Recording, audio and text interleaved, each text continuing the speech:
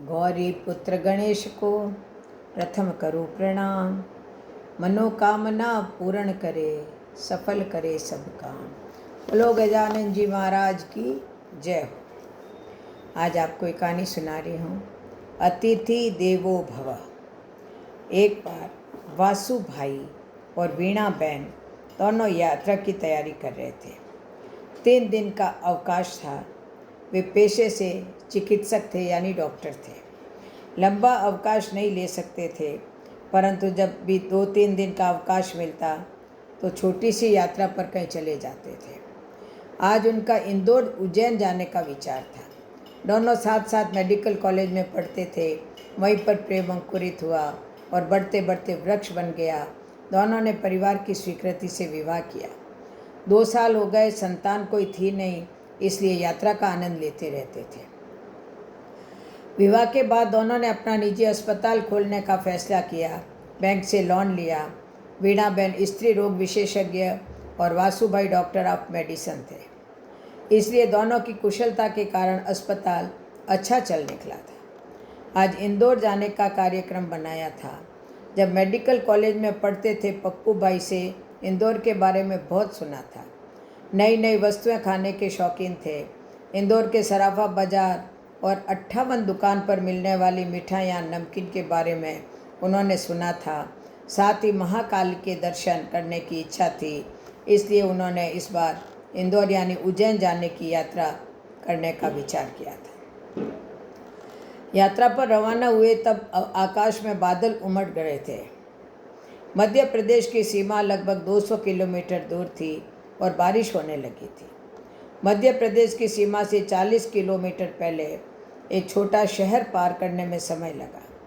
कीचड़ और भारी यातायात में बड़ी कठिनाई से दोनों ने रास्ता पार किया। भोजन तो मध्य प्रदेश में जाकर करने का विचार था, परंतु चाय का समय हो गया था।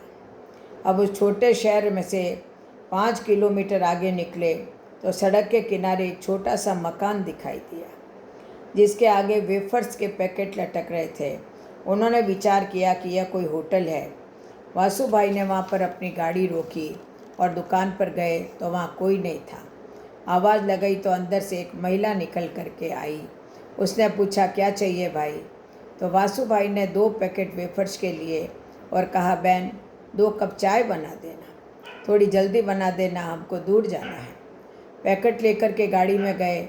वीणा बहन और वासु भाई दोनों ने पैकेट के वेफर्स का नाश्ता किया। चाय अभी तक आई नहीं थी। दोनों निकल करके दुकान में रखी हुई कुर्सियों पर बैठे। वासुभाई ने फिर आवाज़ लगाई। थोड़ी देर में वह महिला अंदर से आई। बोली, भाई बाड़े में तुलसी लेने गई थी, तुलसी के पत्ते लेने में देर हो गई, अब चाय बन रही है। थोड़ी देर बाद एक प्लेट में 2 मैले से कप लेकर के वह गर्मा गर्म चाय लाई।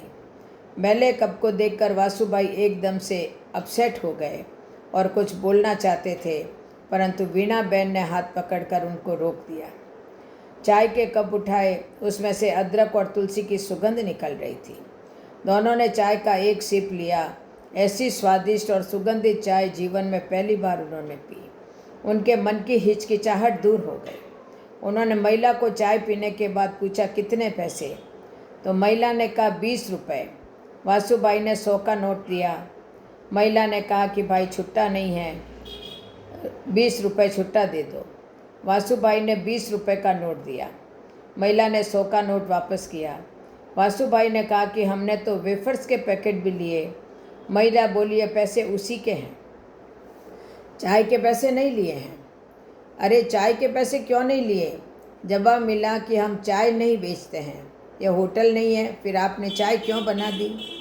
अतिथि आए और आपने चाय मांगी तो हमारे पास दूध भी नहीं था, पर यह बच्चे के लिए दूध रखा था, परंतु आपको मना कैसे करते, इसलिए इसके दूध की चाय बना दी। अब बच्चे को क्या पिलाओगे? तो क्या एक दिन दूध नहीं पिएगा तो मर नहीं जाएगा? इसके पापा बीमार हैं, वह शहर जा कर के दूध ले आते, पर उनको कल से बुखार है। आज अगर वो ठीक हो जाएंगे तो कल सुबह जाकर दूध ले आएंगे। वासुभाई उसकी बात सुनकर सन्न रह गए। इस महिला ने होटल ना होते हुए भी अपने बच्चे के दूध से चाय बना दी, और वह भी केवल इसलिए कि मैंने कहा था अतिथि रूप में आकर के। संस्कार और सभ्यता में महिला मुझसे बहुत आगे है। अब वीणा बहन और वासु भाई ने कहा कि हम दोनों डॉक्टर हैं, बताओ आपके पति कहाँ हैं। महिला उनको भीतर ले गई। अंदर गरीबी पसरी हुई थी। एक खटिया पर एक सज्जन सोए हुए थे, बहुत दुबले पतले थे। वसुबाई ने जाकर उनका मस्तक संभाला। माथा और हाथ गर्म हो रहे थे और वह आदमी कांप रहा था। वासुभाई आप वापस गाड़ी में गए और अपना दवाई का बैग लेकर के आए।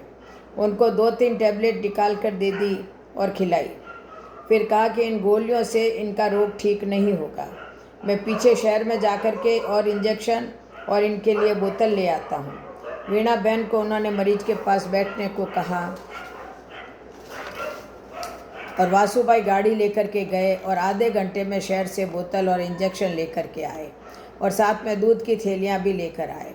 मरीज को इंजेक्शन लगाया और बोतल चढ़ाई और जब तक बोतल लगी दोनों वहीं बैठे रहे। एक बार और तुलसी और अदरक की चाय बनी। दोनों ने चाय पी और उसकी बहुत तारीफ़ की। जब मरीज 2 घंटे में थोड़े ठीक हुए तब वह दोनों वहाँ से आगे बढ़े। 3 दिन इंदौर उज्जैन में रह कर के जब वापस लौटे तो उनके बच्चे के लिए बहुत सारे खिलौने और दूध की थैली लेकर के आए। वापस उस दुकान के सामने रुके और महिला को आवाज़ लगाई तो दोनों बाहर निकलकर उनको देखकर बहुत खुश हुए। उन्होंने कहा कि आपकी दवाई से दूसरे दिन ही बिल्कुल स्वस्थ हो गया हूँ। वसुभाई ने बच्चे को खिलौने दिए और उस औरत को दूध के पैकेट दिए। फिर से चाय बनी, बातचीत हुई और अपनापन स्थापित हुआ। वसुभाई ने अपना एड्रेस कार्ड दिया, कहा कि जब भी आओ ज़रूर मिलना, और दोनों वहाँ से अपने शहर की ओर लौट गए। शहर पहुंचकर वसुभाई ने उस महिला की बात याद रखी। फिर एक फ़ैसला किया। अपने अस्पताल में रिसेप्शन पर बैठे हुए व्यक्ति से कहा कि अब आगे से आप जो भी मरीज आए केवल उसका नाम लिखेंगे, आप उनसे फ़ीस नहीं लेंगे, फ़ीस मैं खुद लूँगा। और जब मरीज आते तो अगर वह गरीब मरीज होते तो उन्होंने उनसे फ़ीस लेना बंद कर दिया। केवल संपन्न मरीज देखते तो ही उनसे फ़ीस लेते। धीरे धीरे बाहर शहर में उनकी प्रसिद्धि फैल गई। दूसरे डॉक्टरों ने सुना। उन्हें लगा कि इस कारण से हमारी प्रैक्टिस कम पड़ेगी और लोग हमारी निंदा करेंगे। उन्हें एसोसिएशन के अध्यक्ष से कहा तो एसोसिएशन के अध्यक्ष डॉक्टर वसुभाई से मिलने आए और उन्होंने कहा कि आप ऐसा क्यों कर रहे हो। तब वासुभाई ने जवाब दिया। उसको सुनकर उनका मन भी उद्वेलित हो गया। वासुभाई ने कहा, मैं जीवन में हर परीक्षा में मेरिट में पहली पोजीशन पर आता रहा। MBBS में भी, MD में भी गोल्ड मेडलिस्ट बना, परंतु सभ्यता, संस्कार और अतिथि सेवा में वह गांव की महिला जो बहुत गरीब है वह मुझसे आगे निकल गई। तो मैं अब पीछे कैसे रहूं? इसीलिए मैं अतिथि सेवा में और मानव सेवा में भी गोल्ड मेडलिस्ट बनूंगा। इसीलिए मैंने ये सेवा प्रारंभ की है और मैं ये कहता हूँ कि हमारा व्यवसाय मानव सेवा का है। सारे चिकित्सकों से भी मेरी अपील है कि वह सेवा भाव से काम करें, गरीबों की निःशुल्क सेवा करें, उपचार करें। यह व्यवसाय धन कमाने का नहीं है। परमात्मा ने हमें मानव सेवा का अवसर प्रदान किया है। एसोसिएशन के अध्यक्ष ने वासुभाई को प्रणाम किया और धन्यवाद देकर उन्होंने कहा कि मैं भी आगे से ऐसी ही भावना रख करके चिकित्सीय सेवा करूँगा। बोलो जय श्री कृष्ण, जय जय श्री राधे, जय जय श्री कृष्ण।